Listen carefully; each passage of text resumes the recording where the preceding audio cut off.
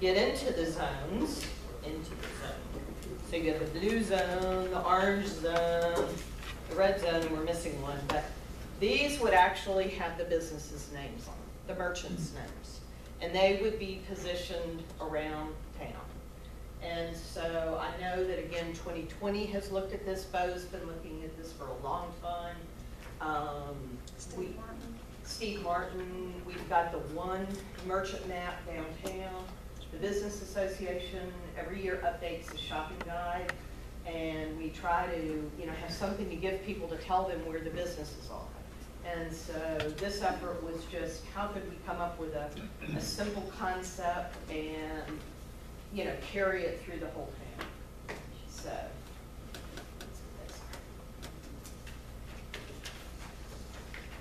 and that's it. This right now is all we have. We have the Business Association's billboard that is down by Mason. And then we have a couple of these little DOT, are these DOT signs or yeah, these are DOT. This is all they'll allow. So we need something more than that to, to get people in there. So, sure. Well, they only allow so much on the state route. And they won't allow us to do anything like they do down on 575 and 575 and 75, the lodging or shopping, those little directionals that you see there, because I tried, it's not allowed on our area. But on our streets, we do have more control. So, yeah. Well, and one thing, another little thing that we discussed, but we didn't draw it up, for the in-town wayfinding, and we did this during the Olympics, is because we divided up the, the Olympic Village and all of that into colors, is we just used feet on the ground, but we had different colors going in different directions. So there could be other, lower color indicators to help people get around. And they could be fun. They could be fish. They could be, something like that. There could even be things, I don't know what the DOT allows in terms of painting on the highway. very limited. Yeah, so that's it. Thank y'all. Thanks.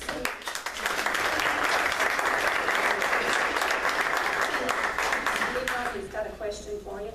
You mentioned grants. What kind of grants are out there for this? I know. Kiwanis is willing to help with the park issue, and we just have to start looking for them. Gateways, there's grant money, and I think I've discussed this before. With gateway money, and if anybody follows the GDOT issues out there, we know that in 2015 that our federal money might not come down, and anyway, that could go away. Hopefully the Transportation Committee they have a meeting actually in Blue Ridge, Georgia, to fix our transportation problem, but there is gateway money. And it comes from the permits that are paid on the billboards that are out there on the roads that go into the state. So that pot of money is there, and that's $50,000. So that's a pretty good chunk, and we can apply for that. We have to have a plan before we apply.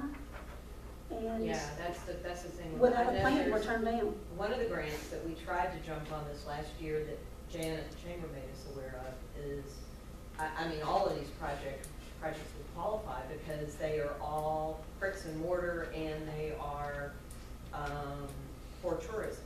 Is the DCA Arts. The DCA Arts has a grant, and that would be up to, I think, $25,000, but you have to have 25 matching. So it would be a total of 50,000. But any of these could be picked for that. And what we tried to do last year was get it to do the bathrooms downtown that we're trying to get done. And when we found out about it, there wasn't enough time to do it. So, and I'm sure there are other grants. Steve, I know y'all researched them with regarding the DDA. And I'll bring up something. The DDA can do more than the city anymore. Oh, because it's private sector, okay? Even though the city's holding their hands and directing it. But one government agency does not want to loan or grant another government agency anymore. That's why the grants are withdrawn. So we have a private sector part of it working with the public then you're better. Also, the matching funds, you have a private sector that can go out and get donations from the matching funds. You can't do that. So there are tools, and it needs to be stepped up and looked at in a logical fashion. And in talking about the DCA, a lot of those grants, you know, they're tied to downtown development authorities. Yeah. We just worked on our grant and loan with John Pennell, who is our bond counsel. David Siphon, in the conversation, we had USDA there. There's some money with USDA to do a parking garage or a parking lot. You know, there's almost $100,000 there. John Pennell, the attorney on the other side, looks at David Siphon and says, have you not explained to them that if they have a DDA, the city doesn't have to worry about the parking lot? That the DDA worries about the parking lot, they borrow the money, they make it happen, they collect the funds, and they move you forward. So, you know, I mean, without some of those vehicles and those tools, we're dead in the water. But there are a few little grants out there. You can go to some private organizations, Pepsi, Coca-Cola, they have small grants, $10,000, $15,000, but you gotta apply for them and you gotta get approved. Our biggest fight, and I know there are some arts board members here, and I'm not stepping on the arts community, we have to fight for the same pot of money with them, and they usually get money before we do. Well, So- this grant has, We got turned down because y'all got the money. no, but this grant that Janet told me about that we found out in the tourism committee, it has two parts. Yeah, Nicole has gotten hers every single time. And that, the other part hasn't been grabbed, and it's there to grab. we've So, tried, have you? we've tried. And, but they said they would help us write grants, they would give us examples of other grants that had won in previous years. I mean, they were really willing to help us out, so, Kathy Thompson actually wrote the grant for us the last time that we applied for the one through the arts through DCA, and Kathy serves on the did serve on the grant advisory board or something at one time, Bill, is that right? She actually knew what it took to get the grant through, but the Arts Association got the grant instead of the city of Blue Ridge, so we try, and you know, as long as we're aware of them, and a lot of people tell me, I mean, Elaine Owen, I don't know if she's here, I don't see no, her. she said, She's pretty good about calling me and saying, hey, there's a grant for this, but you know, a lot of times you gotta have a lot of money to go with it, and you gotta have the support. well, and I'll say too, that this city is blessed to have a lot of, residents, whether part-time or full-time, that represent very large corporations. We have a huge Coca-Cola, you know. Huge presence. Huge presence, Coca-Cola, and, you know, a lot of those we haven't tapped into. I know the Lee Foundation came, well, somebody who was president of the Lee Foundation Atlanta moved to Blue Ridge, and he has given no telling how many tens of thousands of dollars to Open Arm and to, I mean, there's money available. We just have to figure out how to get it. And we just all have to be in agreement that these things need to get done somehow. So, And you've gotta have everybody's blessings, that's the biggest part of it, and if we're not working together to get that, then we get left out. DCA, USDA, somebody else does parking grants. well, and you had mentioned SPLOST as well. Oh, a lot of cities and a lot of counties use their SPLOST funding for parking grants and under capital improvements. But there's another organization out there that helps. Georgia Cities, Georgia First, they help with parking grants, I believe. And I believe we just had another new business owner that has just tried to go through Georgia First, so I hope that he can. But the city has to be on board too. Yeah. Okay. Any other questions for Cindy? Thank you, Cindy. You're welcome. Yeah, thanks Cindy, that was great. And all of the folks that came to help Cindy, I mean, it was pouring down rain. I bet you could pick a number of cities in the state, Mayor and Council, that would never have the opportunity to have this caliber of work and volunteerism given to them, handed to you on a gold platter, just to pick which one you wanted to do first. And the knowledge that those folks had was It's just an incredible. untold amount of money that's just been given to us. Yeah, I know occasionally I'm in different meetings with mayors or council members, and I'll mention something that we've done, and somebody donated it or whatever, and they go, "Do you get donations? People help you?" They're amazed. They don't know. They don't live in the mountains of Georgia where people care. Okay, do we want to make any recommendations to move forward? Do we want to digest that? What do you want to do? Table something? It's on there, so I'm asking. Yeah, I'd like to make a motion to table, so we can look into see what grants are out there. Okay, do I have a second? Second. All in favor? Well, we don't have any numbers anyway, so. AJ Petrillo? Mine's not exciting. Everything's exciting. This is the Blue Ridge. You get voting class?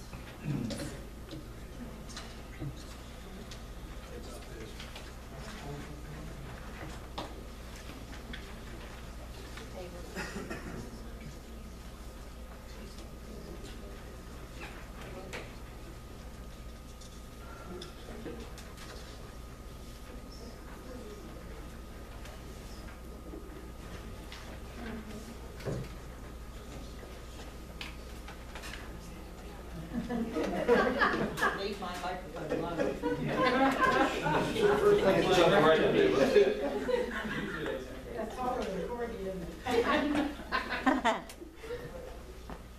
All right. When you talk into that. Basically, I own 146 Depot Street, and in 2009, we had a plat done by Lynn Bishop. We had done the remodel of the building, we want to make sure everything is up and up. Got a building permit for it, and the plat that I just showed you guys showed no encroachments, and everything was fine.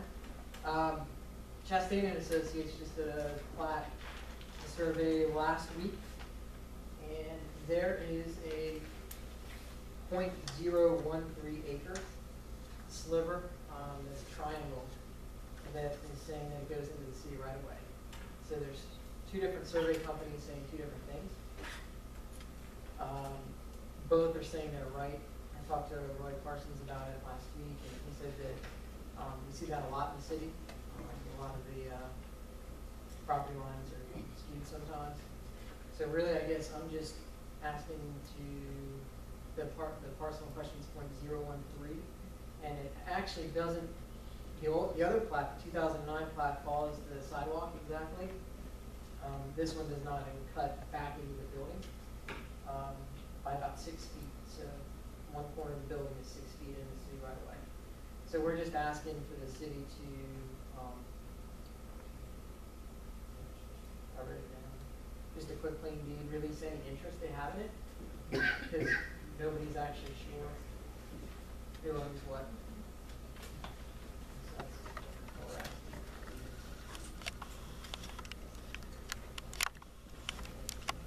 AJ, I guess one question I have is, how long has that part of the building been there? Since 2003, I believe.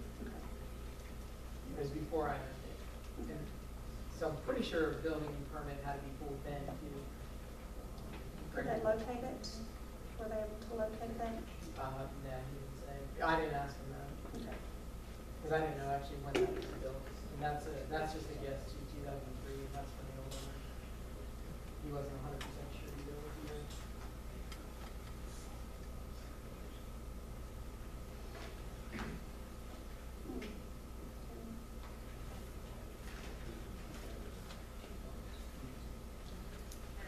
Does anyone have any questions?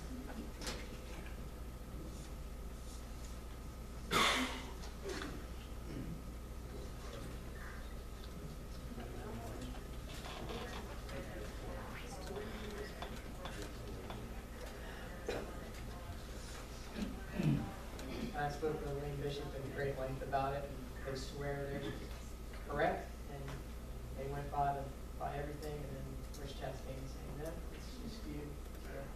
again, it's just, There's I always don't two know. interpretations for things like that, you know?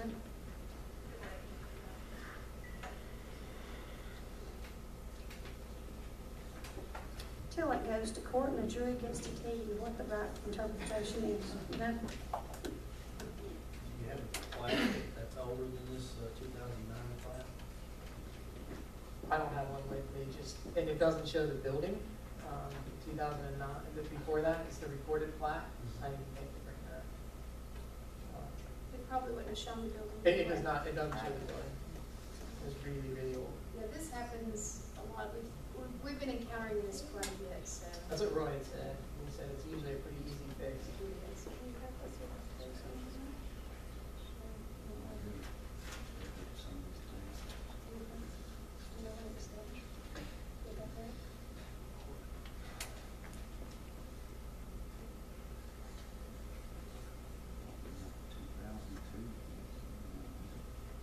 Chad said, 2002, thought that was put in. The other question is, one plat shows city right away is 60 feet, and the other one showing it as, Maine's showing it as. So the building itself actually got built, and I'm assuming that's the side section? Yeah, it goes up, Okay. West First Street is the side in question. And it's fine right at the corner, right here at Depot and West First, and then, so Lane Bishop's plat shows it going, following the sidewalk exactly, which is the edge of the building, all the way up. And then, Chastain's plat is showing it cut into the sidewalk, so to make the sidewalk bigger, and then cut into the back part of the building. Bill, do you have anything to add to that? I know Bill has this magic hole somewhere sometimes that he can pull out a plat or some information that nobody else, no, you don't have the magic answer. I think regardless what we're dealing with, it's a situation where it's obvious what we're gonna have to do, and you have two surveys here, and it would end up in court. The logical thing to do is to grant him this quick claim deed. Is that a motion? Thank you. Yes, I will make that a motion. Do I have a second? I'll second. Yeah. All in favor? That was unanimous. Thank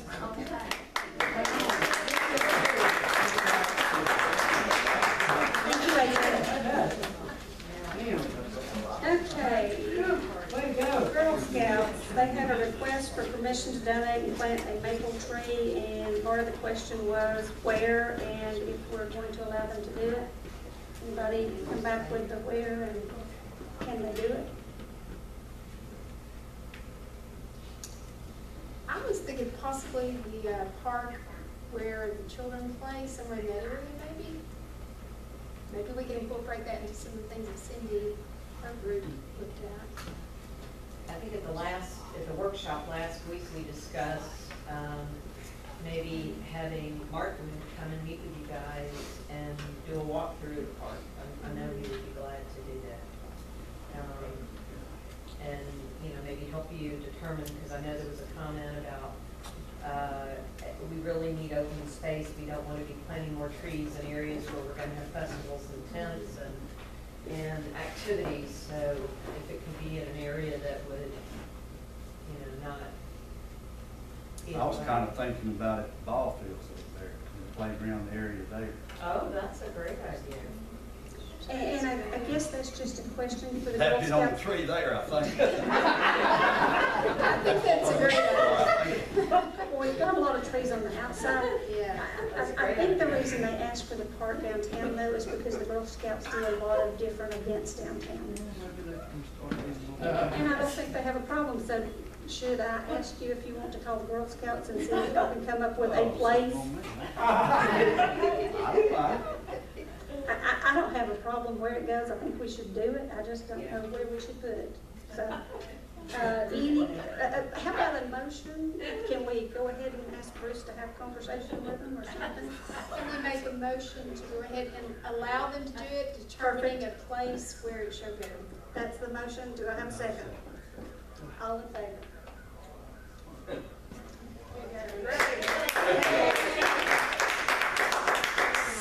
Steffi Renee, are you here? And I have no idea who you are.